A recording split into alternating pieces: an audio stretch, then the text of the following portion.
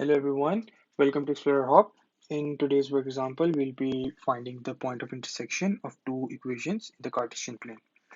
So let's start. So we have the two equations y equals 3x minus 7 and y equals 2x plus 13.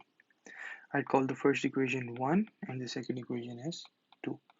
So we are supposed to find the point of intersection, which basically means we have to find a point xy in the Cartesian plane which satisfies both of the equations.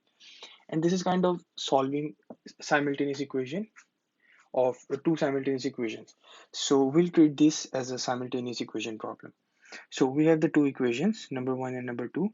So what I'll do is I'll substitute the equation number one into equation number two. I can also do the other way. I can substitute equation two into one, but I'll stick with substituting number one into number two.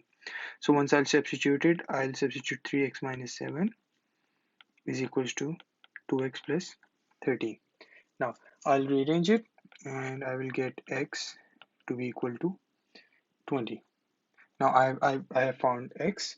Using this value of x by substituting it into the second equation, this one, I can easily find the value of y.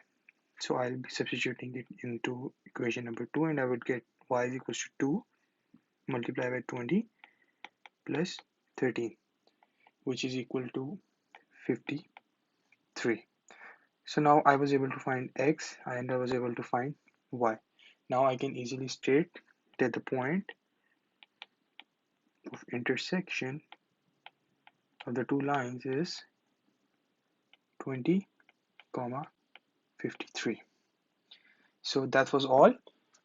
Thank you for joining us. I'll see you all in the next lesson.